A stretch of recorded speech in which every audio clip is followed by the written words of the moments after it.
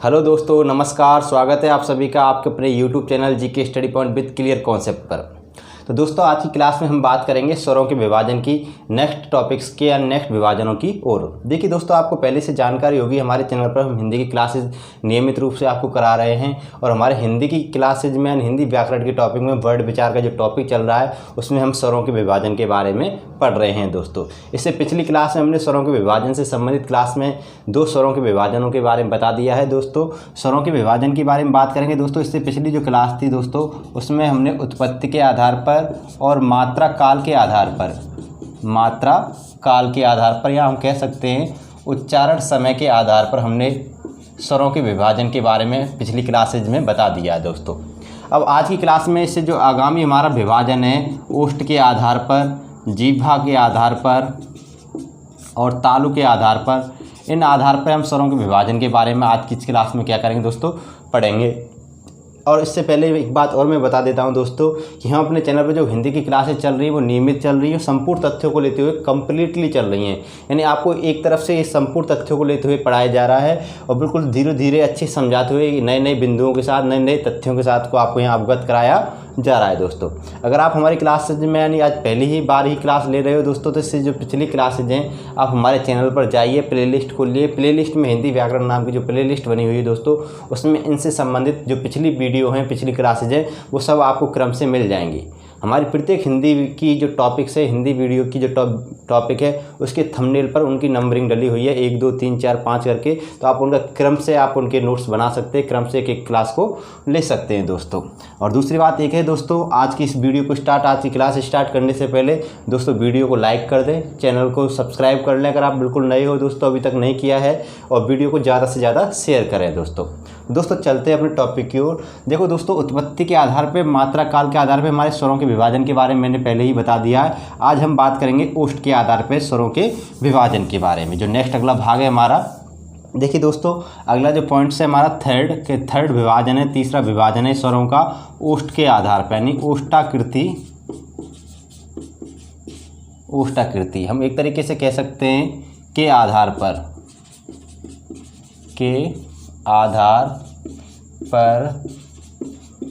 स्वरों का विभाजन। देखिए दोस्तों, आराम से समझना है, एक एक बिंदु को समझना है, बहुत ही इंपॉर्टेंट है सारे तथ्य दोस्तों कि ओष्ठाकृति के आधार पर हम स्वरों का विभाजन कर रहे हैं दोस्तों। अब इसमें एक बात और समझनी है दोस्तों, आपको समझने वाली बात क्या है दोस्तों कि अब तक आपको ये तो पता होगा कि हमारी हिंदी में स्वर कितने हैं दोस्तों, 11 हैं। कौन कौन से हैं दोस्तों? आ ई उ री ए ऐ ओ और आओ दोस्तों। अगर आपसे स्वरों की संख्या पूछे दोस्तों, मैं कई बार पहले भी बता चुका हूं, तो स्वरों की संख्या कितनी है हमारी दोस्तों? 11 है। अगर आपसे पूछे कि स्वरों के भेद कितने हैं, तो आपको दोस्तों स्वरों के भेद अलग अलग तरीके से बताने पड़ेंगे। आपसे वो अगर पूछता है कि ओष्ठ के आधार पर कितने हैं, उत्पत्ति के आधार पर कितने हैं, मात्रा के आधार पर कितने हैं, तो हर तरीके से हम स्वरों के भेद अलग अलग बताएंगे। इन 11 जो स्वर हैं इनके अलग अलग तरीके से हम बात करें ओष्ठाकृति के आधार पर दोस्तों, तो ओष्ठाकृति के आधार पर स्वरों के कितने भेद होते हैं दोस्तों? 2 भेद होते हैं। कितने भेद होते हैं? ओष्ठाकृति के आधार पर स्वरों के 2 भेद होते हैं। 2 भेद, पहली बात तो ये याद रखनी है। अगर आपसे एग्जामिनर क्वेश्चन पूछता है कि ओष्ठाकृति के आधार पर स्वरों के भेद कितने हैं, तो स्वरों के 2 भेद हैं। कितने भेद हैं दोस्तों? 2 भेद हैं। अगर आपसे पूछे स्वरों की संख्या कितनी है, संख्या 11 ही बतानी है दोस्तों। लेकिन आपसे पूछे कि भेद कितने हैं, किसके आधार पर? ओष्ठ की आकृति। ओष्ठाकृति का मतलब होगी दोस्तों ओष्ठ की आकृति। हमारे जो होठ हैं, हमारे होठों की जो आकृति बनती है, हम कह सकते हैं कि होठों की आकृति, यानी जिन स्वरों को बोल रहे हैं हमारे होठों की कैसी कैसी आकृति बनती है, उस आकृति के आधार पर हमारे स्वरों के भेद कितने हैं दोस्तों? 2 हैं। अब वो 2 भेद कौन कौन से हैं समझना दोस्तों। एक भेद तो है दोस्तों हमारा आवृत्ताकार दोस्तों। कौन सा है? आवृत्ताकार, ठीक है दोस्तों। और दूसरा जो भेद है दोस्तों हमारा, दूसरा भेद है वो है वृत्ताकार। ठीक है दोस्तों। वृत्ताकार का मतलब सभी जानते हैं दोस्तों, वृत्त कैसा होता है? गोल होता है, ठीक है। और अवृत्ताकार का मतलब है कि गोल ना हो, हम कह सकते हैं जो गोल ना हो। अब देखिए के कौन कौन से स्वर हैं। हम अवृत्ताकार में दोस्तों ऐसे स्वरों को रखेंगे जिनके उच्चारण में होठ कैसे होते हैं? गोल ना हो। क्या हो? गोल ना हो, यानी जिनके उच्चारण में जो होठ है हमारे क्या हो? गोल ना हो, उनको हम क्या कहेंगे दोस्तों? अवृत्ताकार स्वर कहेंगे। ठीक है दोस्तों, और जिनके उच्चारण में हमारे क्या हैं दोस्तों, होठ गोल हो जाए, क्या हो जाए दोस्तों, होठें हमारे क्या हो जाए, गोल हों, तो उनको हम क्या कहेंगे, वृत्ताकार स्वर कहेंगे। दोस्तों बात यहाँ तक समझ में आपको आ गई होगी कि अवृत्ताकार स्वर और वृत्ताकार स्वर क्या होते हैं। इन अवृत्ताकार स्वरों को दोस्तों हम आवर्तुलाकार,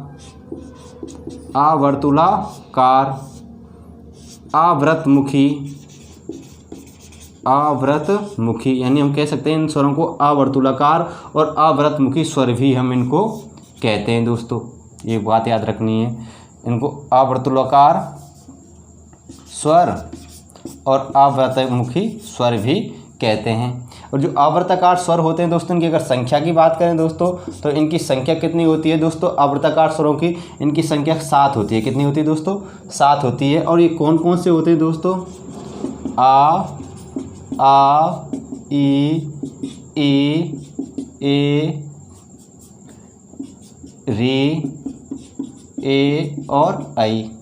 अब बात करें हम वृत्ताकार स्वरों की दोस्तों, तो इन स्वरों की विशेषता क्या है दोस्तों, इन स्वरों की विशेषता होती ये है कि इनके उच्चारण में जो होठ होते हैं दोस्तों हमारे कैसे हो जाते हैं, गोल हो जाते हैं। और इन स्वरों को दोस्तों हम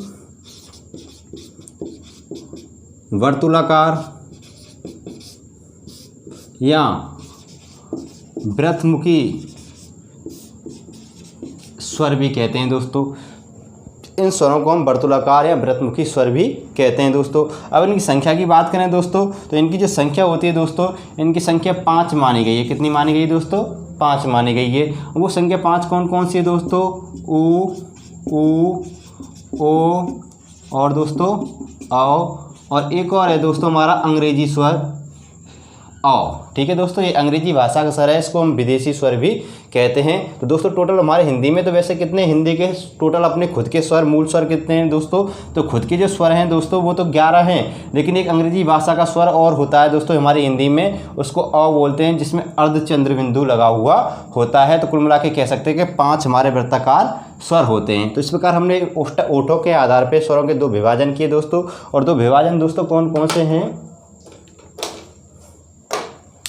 एक है हमारा आवृत्ताकार और दूसरा हमारा क्या है दोस्तों, वृत्ताकार। 2 विभाजन हो गए कंप्लीट। यहाँ तक दोस्तों बात यहाँ तक आपको समझ में आ गई होगी कि आवृत्ताकार वृत्ताकार क्या होता है और उनकी संख्या क्या है दोस्तों। तो आपको याद रखना है दोस्तों कि हमारे जो आवृत्ताकार स्वर होते हैं, जिनके उच्चारण में होठ गोल ना हो, उनकी संख्या कितनी है, 7। और जिनके उच्चारण हमारे होठ गोल हो जाए, उनकी संख्या कितनी है दोस्तों, 5 है। अब बात करते हैं हम इस बिंदु पर आते हैं, ओ पर आते हैं। क्या है दोस्तों, ओ पर आते हैं। अब ओ के बारे में अगर हम बात करें दोस्तों, मैं आपको बता देता हूँ कि ये ओ क्या चीज़ है दोस्तों। इसके बारे में समझना आप कि जो ओ वर्ड है दोस्तों, इसको हम अगर देखें दोस्तों कि जो ये ओ है दोस्तों, ये हमारी हिंदी भाषा का क्या है, विदेशी स्वर है। क्या है दोस्तों, ये विदेशी स्वर है। ठीक है दोस्तों, इस विदेशी स्वर को हम क्या बोलते हैं दोस्तों, आगत स्वर भी कहते हैं। क्या कहते हैं, आगत स्वर भी कहते हैं। इसको हम दोस्तों ग्रहित स्वर भी कहते हैं। ठीक है दोस्तों, इसको हम मेहमान स्वर भी कहते हैं, मेहमान स्वर भी कहते हैं दोस्तों। तो इनके नाम याद रखना कि इनको आगत स्वर, विदेशी स्वर, ग्रहित स्वर, मेहमान स्वर, ठीक है, आदि नामों से हम इनको क्या करते हैं दोस्तों, पुकारते हैं। अब इनके बारे में एक और बात याद रखना दोस्तों, इसको एक और स्वर कहते हैं हम अंग्रेजी स्वर भी कहते हैं दोस्तों। क्या कहते हैं, अंग्रेजी स्वर भी कहते हैं।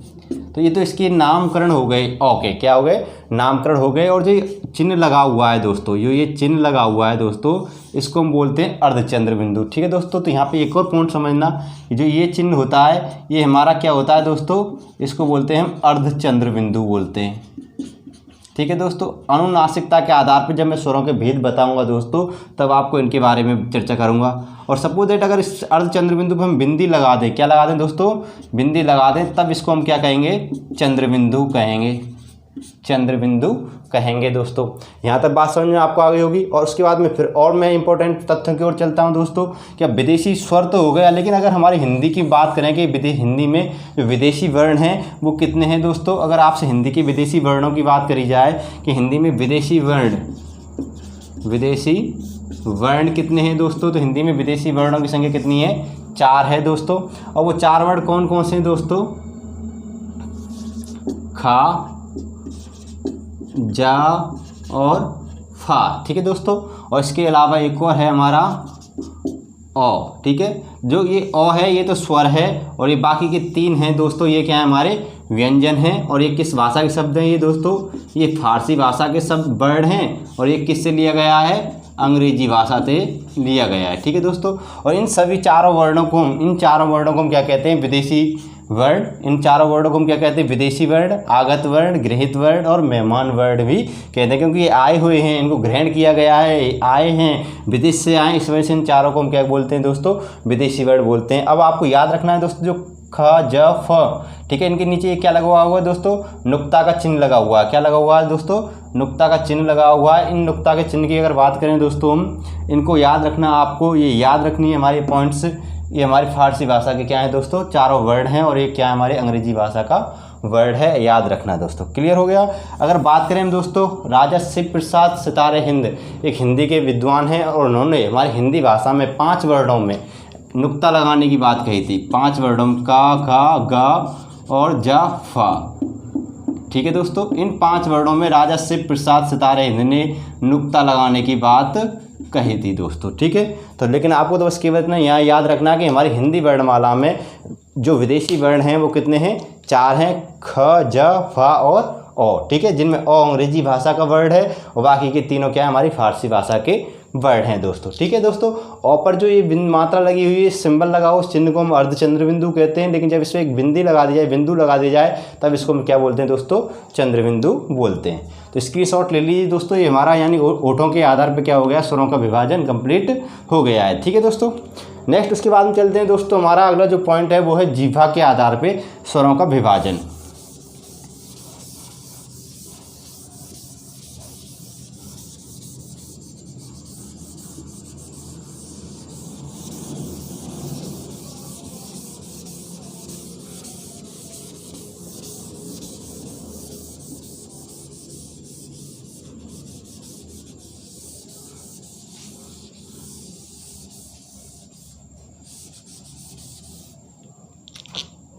नेक्स्ट अगला चौथा पढ़ेंगे दोस्तों हमारा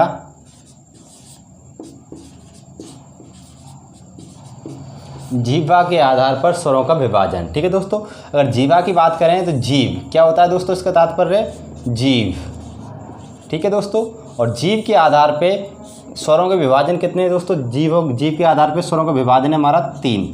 स्वर कितने प्रकार के होते हैं जो दोस्तों, जीव के आधार पे 3 प्रकार के होते हैं। वो तीनों प्रकार कौन कौन से हैं दोस्तों, वो देख लीजिए। एक होता है हमारा अग्रस्वर, ठीक है, जीव के आधार पे हम क्या बोलते हैं दोस्तों, अग्रस्वर। एक होता है हमारा दोस्तों मध्य स्वर, ठीक है दोस्तों। एक होता है हमारा दोस्तों पश्च स्वर। क्या होता है दोस्तों, पश्च स्वर, यानी अग्रस्वर, मध्य स्वर और पश्च स्वर। अब बात समझना दोस्तों कि जो हमारे स्वर हैं ये जीव की आकृति के आधार पे हैं। जैसे जीव की आकृति कैसी होती है दोस्तों, तो जैसे हमारे ये मुख की क्या होती है, जीव होती है दोस्तों। आपने देखा होगा मुख की क्या है दोस्तों, ये जीव है, और ये जीव का हमारा क्या है, अग्रभाग है। क्या है दोस्तों, अग्रभाग है। ये अग्रभाग हो गया, ये मध्य भाग हो गया, ये पश्च भाग, यानी ये पिछला भाग हो गया, गले वाला भाग, ठीक है। और ये मध्य भाग हो गया, और ये अग्रभाग हो गया, मुख वाला भाग, ठीक है। हम इसको कह सकते हैं मुख की तरफ का भाग, मुख की तरफ का भाग, ठीक है दोस्तों। और ये क्या, गले की तरफ का भाग, गले की तरफ का भाग, ठीक है दोस्तों। तो हमारे जीव के क्या हो गए, हिस्से हो गए, हमने 3 भाग कर दिए इसके, पश्च, मध्य और अग्र। यानी जीव के अब आधार पर चल रहा है कि ऐसे वर्ड जिनका उच्चारण इस भाग से होता है उनको हम क्या बोलते हैं दोस्तों, अग्रस्वर बोलते हैं। ऐसे स्वर जिनका उच्चारण इस भाग से होता है उनको हम बोलते हैं मध्य स्वर बोलते हैं। और ऐसे स्वर जिनका उच्चारण कहाँ से होता है दोस्तों, इस स्थान से होता है, उनको हम क्या बोलते हैं, पश्च स्वर बोलते हैं, ठीक है। बात क्लियर हो गई आपकी, यहाँ तक समझ में बात आपको आ गई होगी दोस्तों कि ऐसे स्वर जिनका उच्चारण यहाँ जीव के इस हिस्से से हो, आगे के हिस्से से होता है, उस आगे के हिस्से को हम क्या बोलते हैं दोस्तों, अग्रस्वर बोलते हैं। और ऐसे स्वर जिनका उच्चारण हमारे इस हिस्से से होता है उनको मध्य स्वर, और ऐसे स्वर जिनका उच्चारण हमारे पश्च भाग से होता है उनको पश्च स्वर बोलते हैं, ठीक है दोस्तों। यहाँ तक बात क्लियर हो गई हमारी अग्रस्वरों की। देखो अग्रस्वरों की अगर संख्या की बात करी जाए दोस्तों, तो अग्रस्वरों की संख्या हमारी 5 होती है। कितनी होती है, 5 होती है दोस्तों। और मध्य स्वरों की अगर बात करी जाए तो दोस्तों मध्य स्वर की संख्या हमारी कितनी होती है, 1 होती है। और पश्च स्वरों की संख्या की बात करी जाए दोस्तों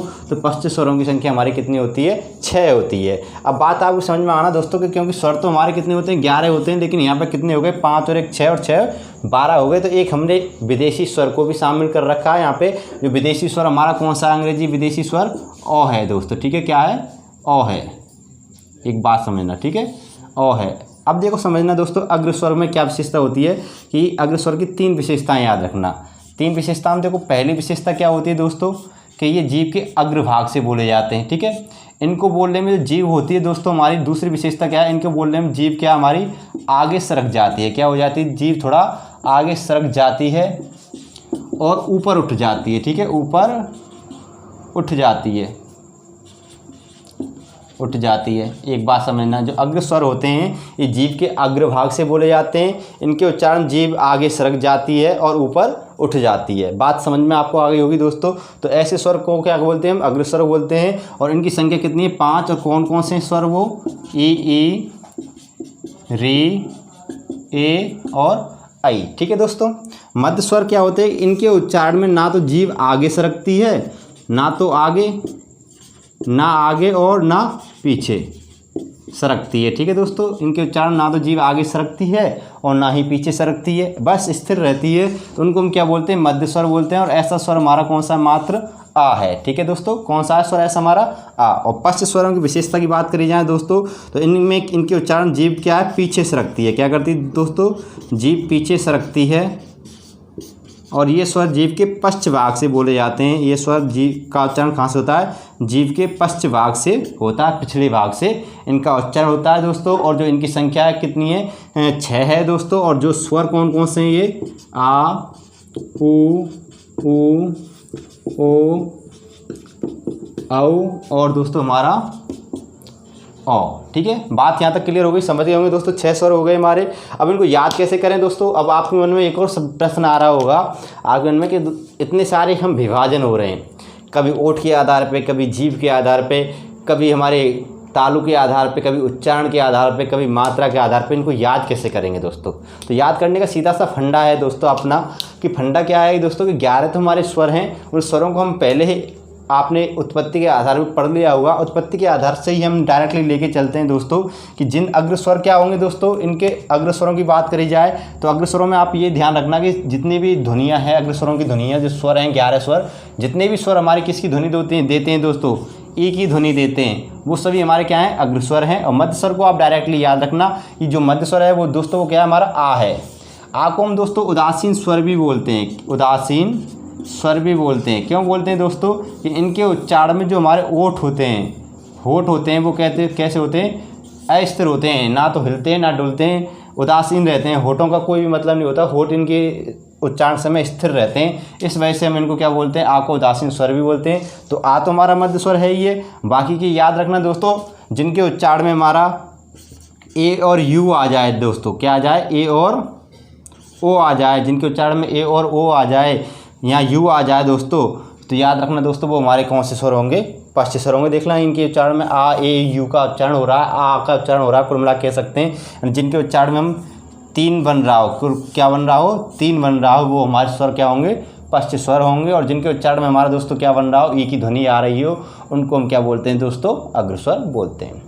बात यहाँ तक क्लियर हो गई दोस्तों, याद समझ में आ गया होगा, स्क्रीनशॉट ले लें दोस्तों। नेक्स्ट हम दोस्तों पढ़ेंगे अगला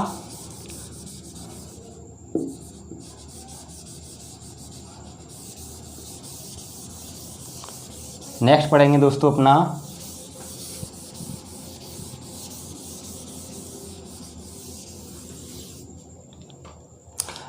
दोस्तों मुखाकृति के आधार पे जो 5वां स्वरों का विभाजन है वो है दोस्तों हमारा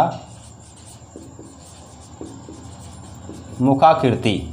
मुखाकृति का मतलब है दोस्तों मुख की आकृति, या दोस्तों हम कह सकते हैं तालु की स्थिति, तालु की स्थिति, या फिर हम कह सकते हैं जीभ की ऊंचाई, जीभ की ऊंचाई, ठीक है दोस्तों, जीभ की ऊंचाई। तो ये तीनों जो टाइप्स हैं दोस्तों, अगर आपसे तीनों टाइप से क्वेश्चन पूछे कि मुख की आकृति के आधार पे या तालु की स्थिति के आधार पर या जीभ की ऊंचाई के आधार पर स्वरों के कितने भेद हैं। तो ये तीनों का विभाजन सेम है, एक ही है, ठीक है। आधार पर स्वरों का विभाजन, स्वरों का विभाजन, ठीक है दोस्तों। तो इन तीनों में से किसी भी आधार पे आपसे स्वरों के विभाजन की बात करी जाए, तो इन तीनों आधारों की बात करी जाए तो इन आधार पे हम स्वरों को कितने भागों में बांटते हैं दोस्तों? 4 भागों में बांटते हैं।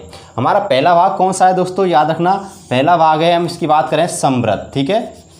पहला जो विभाजन है वो क्या है हमारा दोस्तों? समृद्ध है दोस्तों। और दूसरा जो विभाजन है दोस्तों वो है हमारा अर्ध समृद्ध, ठीक है दोस्तों। और जो तीसरा विभाजन है वो है हमारा विवृत। क्या है दोस्तों? विवृत। और जो चौथा विभाजन है दोस्तों वो है हमारा अर्धविवृत, अर्धविवृत।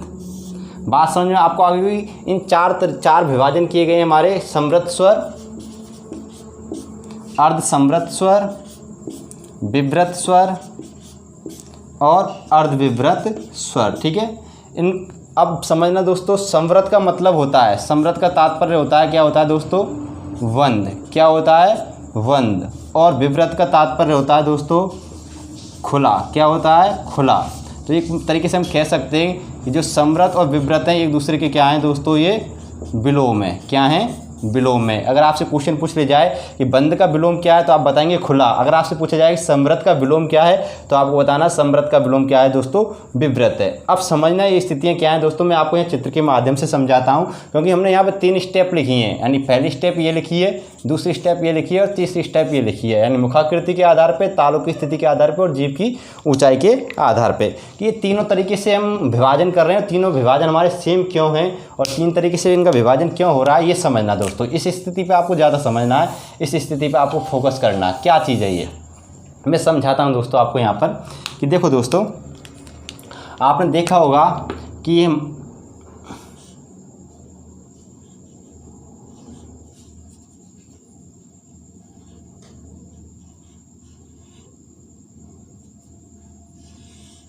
ये मानव का क्या होता है दोस्तों? मुख होता है, ठीक है, मुख होता है।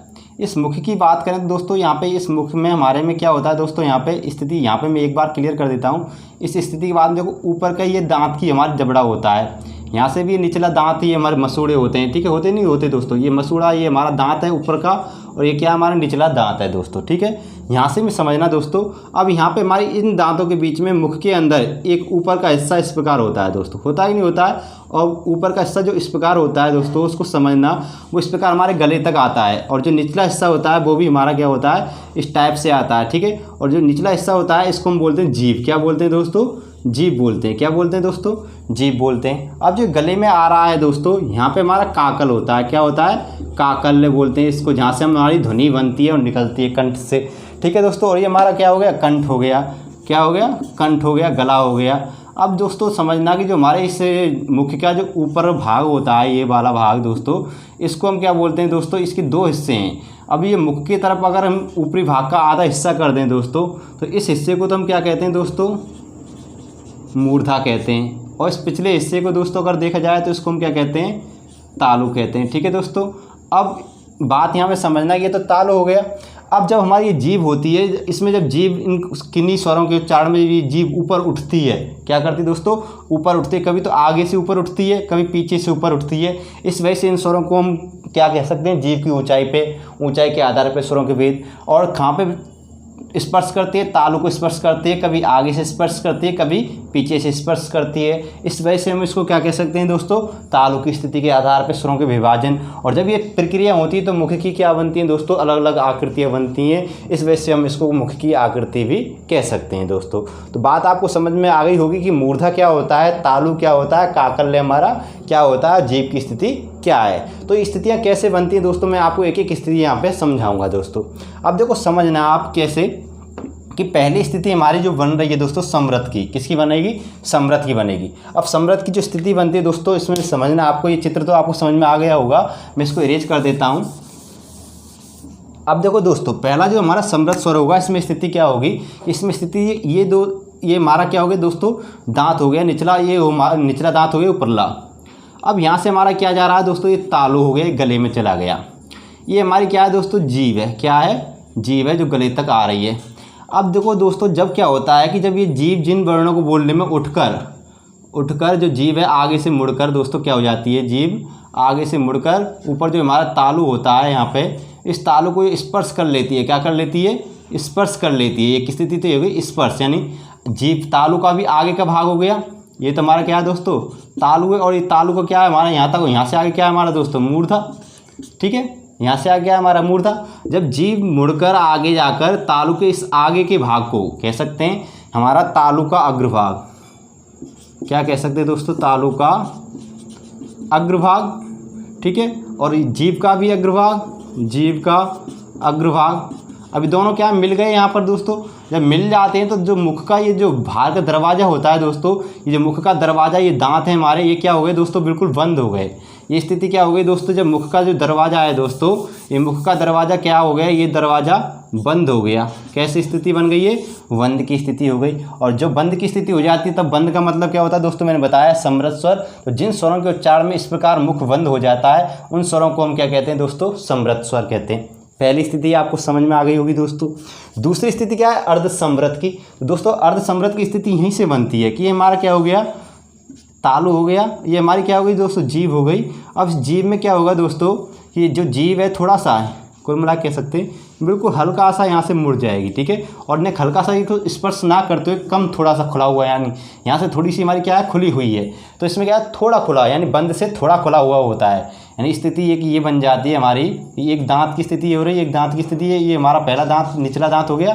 स्थिति हो गई यहाँ पे बंद से थोड़ा खुला है, बंद से थोड़ा खुले की स्थिति बन गई दोस्तों, बंद से थोड़ा खुले की स्थिति बन गई। अब एक विवृत स्वर की बात करें दोस्तों। विवृत स्वर में क्या होता है कि दोस्तों, ये हमारा दांत हो गया दोस्तों, यहाँ से हमारी क्या स्थिति बन गई, तालु की बन गई, और ये जीव हो गई हमारी, क्या हो गई, जीव हो गई। ठीक है, तो इस बंद की स्थिति में क्या होता है कि जो जीव होती है दोस्तों हमारी, यहाँ से चलकर दोस्तों हम बात करें जीव की, यहाँ से चलकर इस प्रकार ये मुड़ी हुई मुड़ जाती, पिछली जो पश्च भाग है ये तालु हो गया हमारा। अब इसमें क्या होता है कि दोस्तों जो जीभ है इस तरीके से आ जाती है, यानी हमारा जो दांत है दोस्तों, यहाँ पे एक ही भाग है, ये हमारा दांत है, और ये हमारा क्या है दोस्तों, निचला दांत है। अब इसमें जो हमारा ये मुख है यहाँ से तो बिल्कुल खुल जाएगा, क्या कर जाएगा दोस्तों, यहाँ से तो खुला खुला नज़र आएगा, और पिछले पश्च भाग से क्या हो जाएगा दोस्तों, बंद हो जाएगा, और नीचे से जीभ हमारी क्या है, बिल्कुल नीचे की तरफ हो जाएगी। जैसे मुख खोलते हैं तो मुख में हमारी जो जीभ होती है दोस्तों वो नीचे की तरफ हो जाएगी, ऊपर की तरफ, यानी अब यहाँ पे तो क्या ऊपर उठ रही है, लेकिन यहाँ पे जो जीभ है दोस्तों ऊपर ना उठ के क्या हो जाएगी, नीचे की तरफ झुकाव होगा, आगे से तो नीचे की तरफ झुकाव होगा, और पीछे से ऊपर की तरफ झुकाव होगा। उस स्थिति को हम विवृत बोलते हैं। क्या बोलते हैं, विवृत बोलते हैं, खुली स्थिति बोलते हैं, क्योंकि यहाँ पे जो मुख होता है, जो मुख का द्वार है दोस्तों, वो क्या है, खुल गया है, क्या है, खुल गया है, बिल्कुल खुला है हुआ है, इस वजह से इसको हम क्या बोलते हैं, विवृत स्वर बोलते हैं। ठीक है दोस्तों, यहाँ तक समझ में आ गई। और इसमें अर्ध समृद्ध में क्या होता है कि जो ये द्वार है दोस्तों, ये द्वार है, ये खुला हुआ है, ये थोड़ा खुला हुआ होगा, क्या होगा, थोड़ा सा खुला हुआ होगा।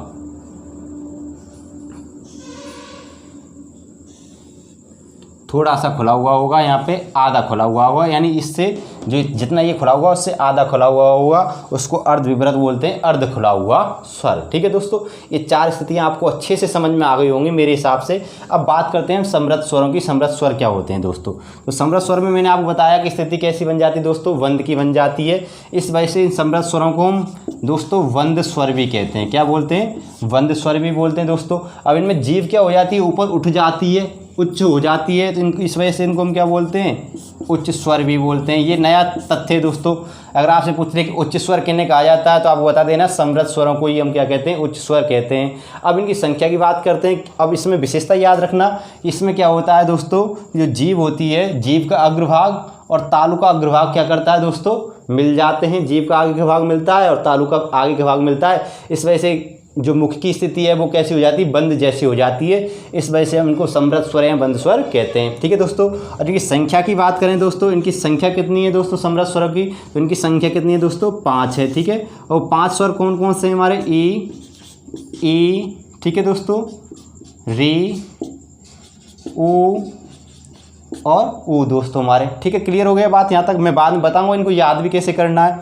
अब बात कर रहे हैं हम दोस्तों किसकी, अर्धसमृत स्वरों की। अर्धसमृत स्वर में मैंने बताया है कि मुख बंद तो रहता है पर थोड़ा सा खुला रहता है यहाँ पे, यानी हम कह सकते हैं यहाँ पे थोड़ी सी ये जो जगह दिख रही है इतनी सी जगह दिखाई देती है, तो ये क्या बंद से थोड़ा खुला हुआ रहता है। इसको हम क्या बोलते हैं दोस्तों, इनकी जो संख्या है अर्धसमृत स्वरों की मात्र 2 है। कितनी है दोस्तों, 2 है। कौन कौन से हैं हमारी, ए और ओ। ठीक है दोस्तों, क्लियर हो गया हमारा। अब बात करें विवृत स्वर की। अर्धसमृत स्वरों को दोस्तों एक और नाम से जानते हैं, इनको हम उच्च निम्न स्वर कहते हैं। क्या कहते हैं, उच्च निम्न स्वर भी कहते हैं। किनको, अर्धसमृत स्वरों को उच्च निम्न स्वर क्यों कहते हैं कि उच्च से क्या होते हैं, थोड़े से निम्न होते हैं। उच्च से क्या होते हैं, थोड़े से निम्न यानी कम होते हैं, इस वजह से इनको हम क्या कहते हैं, उच्च निम्न स्वर कहते हैं। अब विवृत स्वर होता है, विवृत स्वर की स्थिति क्या होती है कि जो जीभ का पिछला भाग है और तालु का पिछला भाग है, ये दोनों पिछले भाग तो मिल जाते हैं लेकिन अगले भाग क्या है दोस्तों, एकदम में खुल जाते हैं, यानी इस तरीके से स्थिति बन जाती है। इस तरीके की जो स्थिति बन जाती है दोस्तों, उस स्थिति को हम क्या बोलते हैं, विवृत स्वर बोलते हैं। इसकी वजह से जब मुँह, इसकी स्थिति में मुँह क्या हो जाता है, हमारा खुल जाता है। मुँह की आकृति कैसी हो जाती है, खुली हो जाती है। इस वजह से इनको हम क्या बोलते हैं, खुला स्वर भी बोलते हैं। क्या बोलते हैं, खुला स्वर भी कहते हैं। ठीक है दोस्तों, इस वजह से इनको हम क्या बोलते हैं, निम्न स्वर भी बोलते हैं। निम्न स्वर क्यों बोलते हैं, क्योंकि इनमें जो जीभ होती है वो बिल्कुल नीचे की ओर आ जाती है। जीभ कैसी हो जाती है, नीचे की तरफ आ जाती है। जीभ नीचे हो जाती है, ऊपर की बजाय जाने की बजाय, इस प्रकार जाने की बजाय किस प्रकार हो जाती है, इस टाइप में हो जाती है। इसको इस वजह से हम क्या कहते हैं दोस्तों, निम्न स्वर भी कहते हैं। तो याद रखना दोस्तों, विवृत स्वर, खुला स्वर और निम्न स्वर तीनों एक ही स्वर होते हैं। और अगर इनकी संख्या की बात करें दोस्तों, इनकी संख्या कितनी है दोस्तों, विवृत स्वरों की संख्या की अगर बात करें दोस्तों, केवल 1 है। इनकी संख्या कितनी है, 1 है। और वो क्या सी हमारी दोस्तों, आ है। अब बात करते हैं दोस्तों अर्धविवृत स्वरों की। अर्धविवृत स्वर में क्या होता है कि मुंह खुला तो होता है लेकिन जितना विवृत में खुला होता है उसका आधा खुला हुआ होता है, यानी मुख लगभग आधा खुला होता है। इस वजह से इनको क्या बोलते हैं हम, निम्न उच्च स्वर, निम्न उच्च स्वर भी कहते हैं। निम्न उच्च स्वर भी कहते हैं दोस्तों। अब इनको निम्न उच्च स्वर कहते हैं, क्यों कहते हैं निम्न उच्च स्वर, समझ गए होंगे दोस्तों। इनको निम्न उच्च स्वर इसलिए कहा जाता है अर्धविवृत स्वरों को, क्योंकि ये लगभग आधे हुए खुले हुए होते हैं और निम्न यानी नीचे से थोड़े ऊंचे होते हैं, इस वजह से इनको निम्न उच्च स्वर कहते हैं। और इनकी संख्या कितनी है दोस्तों, इनकी संख्या मैं बता देता हूँ। इनकी संख्या है मात्र 3 है दोस्तों। और 3 कौन कौन सी है, आ, ए और आओ। ठीक है दोस्तों, बात यहाँ तक कंप्लीट हो गई। इस प्रकार हमारे ये क्या हो गए, जीभ मुखाकृति के आधार पे, तालु की स्थिति के आधार पे और जीभ की ऊंचाई के आधार पे क्या हो गया, स्वरों का विभाजन हो गया दोस्तों। तो हम कह सकते हैं ये तो हमारा क्या हो गया दोस्तों, समृत स्वर। ये क्या हो गया दोस्तों, अर्धसमृत स्वर। ये हमारा क्या हो गया, विवृत स्वर। और ये क्या हो गया हमारा, अर्धसमृत स्वर। अब इनको हमें याद करना है दोस्तों। तो याद कैसे करेंगे दोस्तों, तो याद रखना सबसे पहले विवृत। ठीक है, विवृत स्वर का मतलब है खुला स्वर, यानी हमारी हिंदी वर्णमाला का एकमात्र जो बड़ा आ है, एकमात्र ऐसा स्वर है जिसके उच्चारण में हमारा मुख पूरा खुल जाता है। एक ही वर्ड पूरी देवनागरी वर्णमाला में जितने भी हमारे टोटल 56 मानक वर्ण हैं और 52 कुल वर्ण हैं, उन सभी वर्णों में बड़ा आ एकमात्र ऐसा वर्ड है दोस्तों जिसके उच्चारण हमारा मुख पूरा खुल जाता है। तो विवृत का मतलब पूर्ण खुला हुआ। तो हम कह सकते हैं कि विवृत में तो हम केवल क्या रख लेंगे दोस्तों, हमारे 4 से यहाँ पे क्या हुए, हम देखें यहाँ पे दोस्तों स्थिति कैसे क्लियर करना है। मैं आपको एक एक चीज़ याद करके बताता हूँ, यहीं पे ही आपको याद करना है कि हमारी स्थिति हो गई कि एक हो गई हमारी समृत, ठीक है, एक अर्धसमृत हो गई दोस्तों, अर्धसमृत। और एक दोस्तों स्थिति बन रही है हमारी विवृत की, और एक बन रही है अर्धविवृत की। अब हमें जब पता है दोस्तों विवृत का मतलब क्या होता है, खुला, और समृत का मतलब क्या होता है, बंद। तो हिंदी वर्णमाला का एकमात्र ऐसा वर्ड है जिसमें मुंह पूरा खुलता है, वो है हमारा आ। यहाँ पे रख लिया दोस्तों हमने, ठीक है, आ रख लिया। अब आ के बाद में जब देखो दोस्तों, जब ये पूरा खुल रहा है हमारा आ, इसमें पूरा खुल रहा है, तो इसका जो आधा करेंगे, जब जो हमारा आ है दोस्तों, आपको पता होगा आ किससे मिलकर बनता है, आधन आ से मिलता है। तो इसका जब आ का हम आधा करेंगे तो क्या हो जाएगा, आ निकल के आ जाएगा। जब इसका हम आधा करेंगे तो अर्ध करेंगे, तो आ इसमें आ गए दोस्तों ऑटोमेटिकली। अब बात करेंगे जब इसमें आ इसमें आ जाएगा तो ये अर्ध विवृत है। विवृत से क्या हो जाएगा, वृद्धि। बी से क्या याद रखना दोस्तों, वृद्धि। और वृद्धि स्वर हमारे कितने हैं दोस्तों, ये हैं ऐ और औ है। अब रह गया हमारा अर्धसमृत, ठीक है। जब अर्धविवृत में हमारा ए आई आ गया दोस्तों, अर्धसमृत में हमको गुड़ स्वरों को रख देना है, गुड़ स्वर यहाँ पे आ जाएंगे दोस्तों। याद रखना दोस्तों, मैंने आपको पहले बता दिया कि ये हमारे वृद्धि स्वर हैं और ये दोनों हमारे क्या हैं, गुड़ स्वर हैं। और शेष बच गए कौन, हमारे शेष बचे हुए स्वरों को हम इसमें रख देंगे दोस्तों। जो शेष बचे हुए स्वर हैं हमारे वो किस में आ जाएंगे, इसमें आ जाएंगे। ठीक है दोस्तों, जो शेष बचे हुए स्वर हैं वो हमारे समृत में आ जाएंगे। तो याद रखना दोस्तों कि एक बार एग्जाम में ऐसे क्वेश्चन पूछ लिया गया है, ट्रेंडिंग पूछ सकता है कि निम्न में से अर्ध समृत स्वर है, कि निम्न में से अर्ध समृत स्वर है। ऑप्शन में रख दिया था गुण स्वर, बी में रख दिया वृद्धि स्वर, ठीक है दोस्तों, और सी में रख दिया था मूल स्वर, डी में रख दिया था एकल स्वर। तो याद रखना कि अर्ध समृत कौन सा स्वर है हमारा, गुण स्वर है। इस टाइप के क्वेश्चन भी पूछ लेता है एग्जामिनर। ठीक है दोस्तों, तो आज हमने दोस्तों स्वरों के विभाजन में 3 विभाजन आपको बताए। ओठों के आधार पर स्वरों के विभाजन, जीभ के आधार पर स्वरों के विभाजन, तालु की स्थिति, मुख की आकृतियाँ, जीभ की ऊंचाई के आधार पर स्वरों के विभाजन। शेष विभाजन दोस्तों हमारे कल कराएंगे हम। कल के विभाजनों में दोस्तों हम प्रकृति या स्वभाव के आधार पे, जाति के आधार पे, उच्चारण स्थान के आधार पर और अनुनासिकता के आधार पर, इन प्रकार के आधार पर हम स्वरों के विभाजनों के बारे में बताएंगे। आज की क्लास में बस इतना ही दोस्तों। नेक्स्ट मिलते हैं दोस्तों आपकी अगली क्लास में नेक्स्ट। और दोस्तों जाने से पहले मैं आपसे एक बात कहना चाहता हूं, वीडियो पसंद आई हो दोस्तों तो वीडियो को लाइक अवश्य करना दोस्तों, और वीडियो को ज़्यादा से ज़्यादा शेयर करो दोस्तों। अपने सगे साथियों को बताओ कि यहाँ पे हिंदी की नियमित क्लासेस शुरू हो गई हैं, और तो सभी को आप इसकी लिंक शेयर करें, और सभी जितने ज़्यादा से ज़्यादा हो सके दोस्तों अपने दोस्तों को शेयर करना है। ठीक है दोस्तों, तो नेक्स्ट नमस्कार दोस्तों, चलते हैं आपसे फिर।